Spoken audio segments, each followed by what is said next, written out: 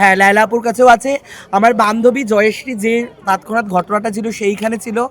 আর আমি ওই অবস্থায় জাপান বাংলাদেশ ফ্রেন্ডশিপ যে হসপিটালটা ছিল ওইখানে গেছিলাম। ওখানে আমার ভর্তিও নিচ্ছিল না, যেহেতু এমন বৃষ্টি মানে একটা দুর্গন্ধ কেন বেরিয়েছে। কেন তোমাকে এই কারণ যে দেখুন তুমি একটা যে লোকটার নাম বলছো, হ্যাঁ, এই লোকটা কেন তোমাকে, তুমি ওপার বাংলার একজন মানুষ, তুমি তোমার সাথে কেন এই ধরনের কাজগুলো করলো, এটা আমি মানে আমি জনগণ কিছুক্ষণ জানতে আগে চাই। বলছিলাম ও তো সব অনেকদিন আগে ধরনের থেকে কি টার্গেট ছিল নাকি? তুমি হ্যাঁ টার্গেটে ছিলে? অনেকে বলছে যে আপনি নাকি আপনাকে নাকি বিডি কিন্তু আমি ওই টপিকটা এখন যেতে চাইছি না, কারণ ওর সাথে আমার একটা সম্পর্ক হয়েছিল এবং তারপরে ও এখন স্বামী বলছি স্ত্রী এবং সন্তান নিয়ে সুখে আছে। আমি ওর লাস্ট একটা ভিডিওতে মিটমাট করে নিয়েছি, কিন্তু সেই বিষয়ে আমি তুলতে চাই না। আমি লিখন ভাইকে বলতে চাই, আমি তোমার আসার আগেই বলেছিলাম যে মামুন আমার উপর অনেক রকমভাবে অত্যাচার করেছে, সেটা আমি জানি না তুমি Oh শুনেছো my কিনা। God!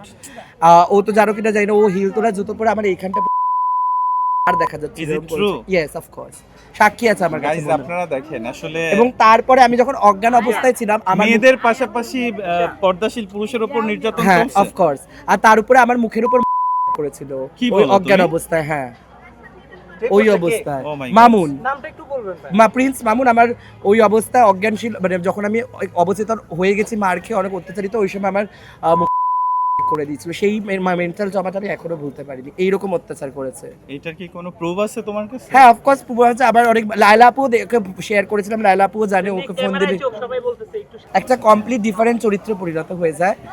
এখন তুমি কি চাচ্ছ তোমার উপর? আমি চাইছি যে দেখো মোহনার উপর যে ঘটনাটা ঘটেছে বা সবাই তো কোথাও না কোথাও বিচারই চাইছে। আমি বাংলাদেশের জনগণ প্রশাসন তোমার কাছে যে বিচার চাইছি, যে আমার সাথে যে এই ঘটনাটা হয়েছে এইটাতে একটা বিচার দেওয়া দরকার, শাস্তি পাওয়া দরকার, না হলে তো আমি কোথাও একটা ন্যায় পাচ্ছি না।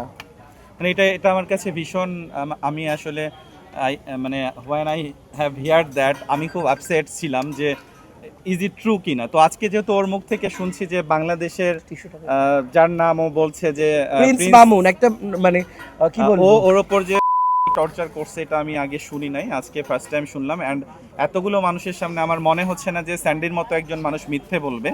তো আমি বলবো যে জনগণের ওপর ছেড়ে দিলাম। আপনারা তো আমাকে বলেন যে আমি কেন একজনের পাশে দাঁড়াচ্ছি, স্পেসিফিক আমি কেন লায়লার পাশে দাঁড়াচ্ছি, স্পেসিফিক আমি কেন মোহনার পাশে দাঁড়াচ্ছি, আমি কেন অন্য কারো মানে পাশে দাঁড়াচ্ছি না, এটা অডিয়েন্স জানতে চাই। সো তাদেরকে আজকে বলবো যে স্যান্ডি ওপার বাংলা থেকে কল করে আমাকে গতকাল বলেছে যে ভাইয়া আমি ল্যান্ড করার পর তোমার help, I need your help, আমার হেল্প দরকার। আমি বলছি কী টাইপের হেল্প?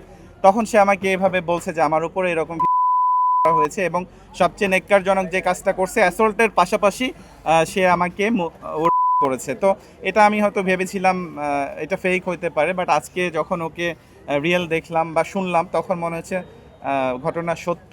তো এখন আপনারা বলেন, আমি তো স্যান্ডির পাশেও দাঁড়ালাম, সো এখানে আমার এক্সট্রা কোনো ইন্টেনশন বা এক্সট্রা কোনো স্বার্থ নেই, এটা আমি জানি। স্যান্ডি তুমি কি বলো? আমি